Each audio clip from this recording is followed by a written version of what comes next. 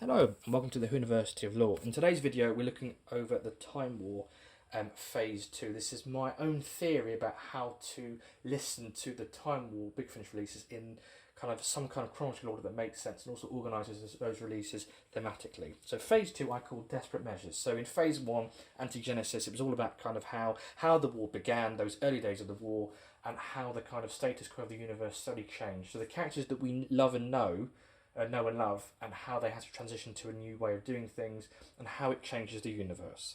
And it was kind of bookended really by the War Master, because the Doctor's refusing to fight, and that still is apparent in this set of releases. So it ends with a cliffhanger. The Master has been kidnapped by the Daleks, and his TARDIS has gone missing, and that leads directly into the very first release of the War Master range from the first box set.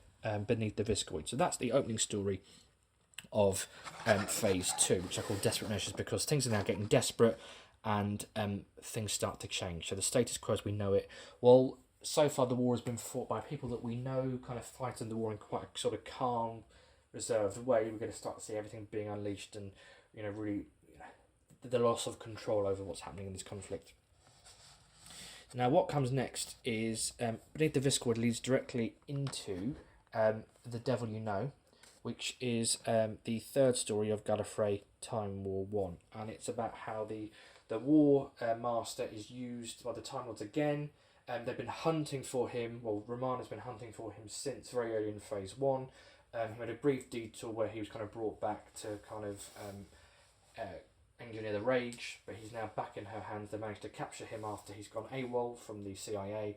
And he's gone to do their bidding, and he finds something that's going to be of use to him in the very final days of the war. That then leads directly into the Good Master.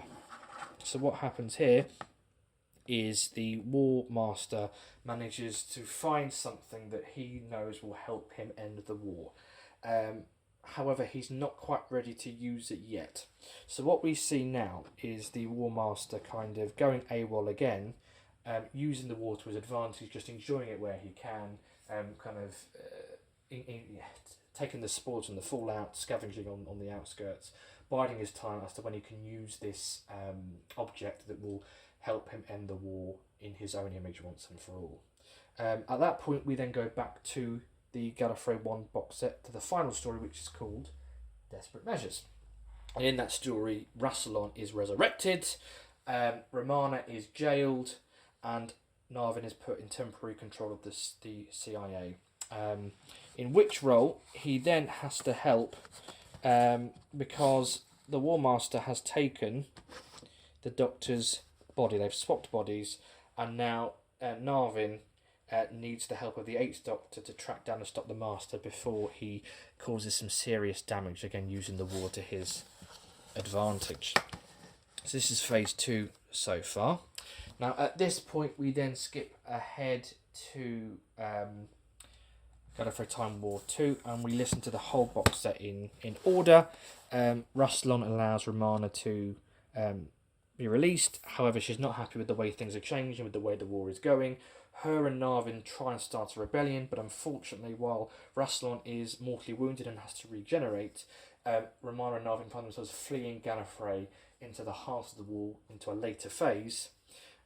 Leaving Rassilon to kind of rule over Gallifrey. The old Gallifrey's gone, Leela's gone for now, Romana's gone, Narvin's gone, Ace is gone, Brax is gone. The old order is gone, and now it's Rassilon, and he's free to do whatever he wants. So the war is free to be hell, as we learnt in the End of Time. So things have gone very, very dark indeed. And the finale to this phase is Susan's War. It opens with a prequel episode. It was released on Twitter, I believe, when Susan is conscripted, and then we go into this box set in which Susan is now recruited to help because her grandfather won't. The War Master's gone AWOL. They need a kind of rogue Time Lord to help them, so they get Susan involved. She's kind of travelled like the Doctor has. She can help to make negotiations, help to save the war. The reason why this story is set here is definitely because the actor of, and I've completely forgotten his name, Rasmus, is an earlier incarnation than the one that features in the Eighth Doctor Time War Ranger. Another reason, another proof, because the Eighth Doctor's in here on his own, more proof that the Eighth Doctor travelled alone in the Time War prior to meeting Bliss, because when he's with Bliss, he meets the new incarnation of Rasmus, whereas at this point in his life, he's still coinciding with the previous form of Rasmus, so therefore the Eighth Doctor was travelling before, alone in the Time War before Gallifrey Time War 1, which is why we can have stories with the Eighth Doctor on his own set prior to the war, prior to the Eighth Doctor Time War Volume 1.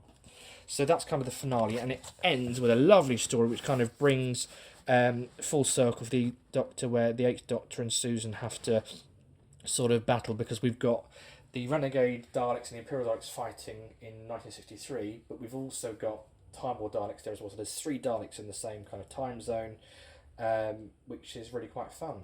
I think we get a cameo from the first Doctor as well, if I believe correctly. So yeah, really fun end to that phase, and the phase ends with Susan being recruited by Rassilon for something.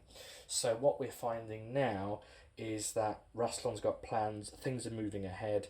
He's kind of, you don't see him much, but he's kind of there in the background. He's plotting, he's planning something for the galaxy, for the universe, and it's quite scary. No one's quite sure what. But by the end of this phase, the status quo is well and truly changed. Gallifrey is not the Gallifrey that we know, and as a result of that, as a result of these desperate measures, the war is unleashed across the universe. So after those early skirmishes of the war, we're now established as this being a really horrible temporal conflict.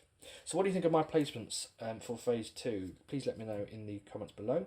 Don't forget to like and subscribe to find out what I've put in Phase 3. I look forward to speaking to you soon.